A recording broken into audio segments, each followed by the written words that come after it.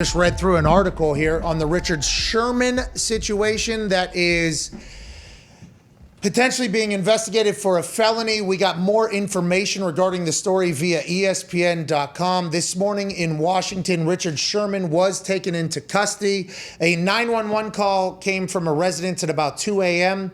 The person calling said that an adult male family member who did not live at the residence was attempting to force his way into the home. When police arrived, the suspect was located outside the home. He fought with police, but was eventually apprehended and taken to a local hospital to be checked, but was cleared and then booked into the King County Correctional Facility. That's via ESPN.com. So he was trying to break into a house of a family member is what's being reported.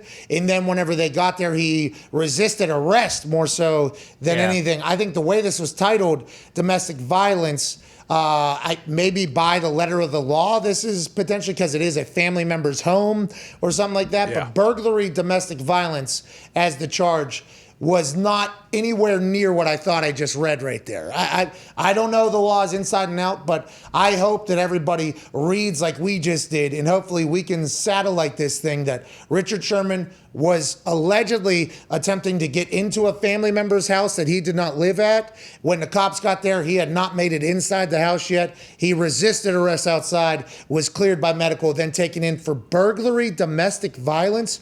Would that be because of emotional? Like what would Trying that? to break in. He may have been threatening something when he was outside, screaming into the house. Oh, so or something, threats maybe. or something Yeah. like that could happen. Because it does say in the article, like later on down there, that no one was hurt in the so ensuing obviously, altercation. We're not saying that any of that is right, but I think the immediate thought once you hear domestic violence is, okay, he attacked somebody, hit somebody in his family, his spouse, maybe a child, a nephew, a cousin. That is, though all those things have happened before. That was not the case. He was apprehended outside. Still, obviously, not great for anybody, including the NFL and Richard Sherman, the family. This is not good at all. Hopefully, he'll be okay. Let's assume he gets bail whenever he gets in front of the judge today. More will come out from this story. We assume, because it is Richard Sherman, it is the NFL, it is the offseason, and the words burglary, domestic violence are associated with this. I would assume there's more details to come, and we'll just kind of play it by ear. Well, and to Ty's point, they said nobody got hurt, but did you think they took him to the hospital because he might have, been banged up or something like that? Boozed up. Maybe. Boozed up? I think that is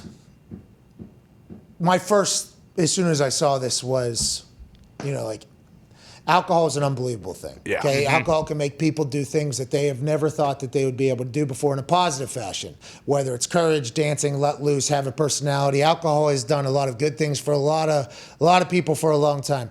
But there are some things that, whenever a human mixes with alcohol and something happens, that absolute disaster happens. And I'm not saying this is that case. That would be me jumping to conclusions, but it feels like a lot of these situations we hear about, alcohol is shortly behind it. I'd never heard that Richard Sherman had anything like that. Maybe something else happened. Who knows? We'll kind of keep our ear to the ground there. But anytime you're banging on a house at 2 a.m., 3 a.m., you think he's probably not sober.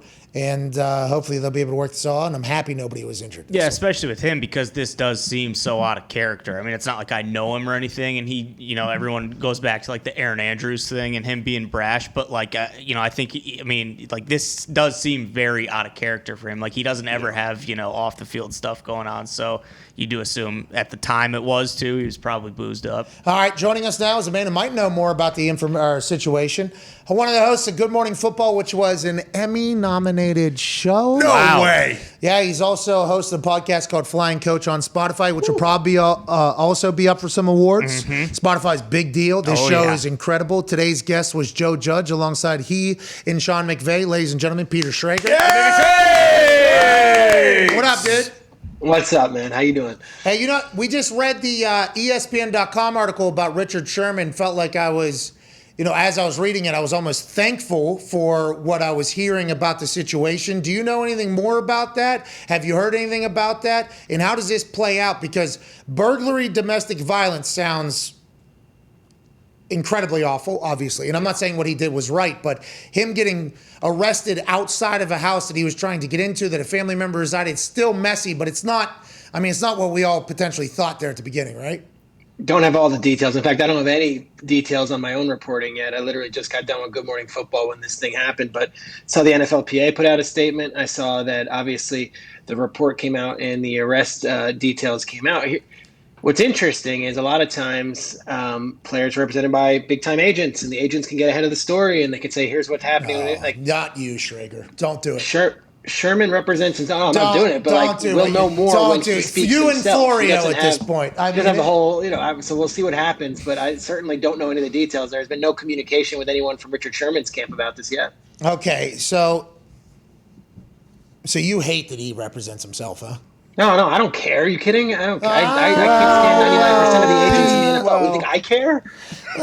I mean, it seems like there has been a few people that immediately upon seeing this absolutely terrible news break. I have not checked anything online. What has been the feedback from the pro-agent community? I don't know. Exactly what you said. Exactly what you said has been the pro-agent. And by the way, agents serve a vital role in this entire thing. But with burglary, domestic violence, there is no bail until he's in front of a judge. And I think that type of thing, I don't know what agent could potentially save burglary, domestic violence from getting out there. But I do appreciate the fact that you have to put over the people who have helped you out along the way, the agents. So I do appreciate that, Shregs. Not just you. Me? I'm not talking about you. Shregs, I'm not talking about you. I'm talking about the pro-agent community Pat, out there. Who is your agent? So that's the thing. Like, I was also arrested without an agent, okay, at one point. So the whole, hey, the agent would have helped you out. It was like, I don't know if that's the case. Mine much different than this.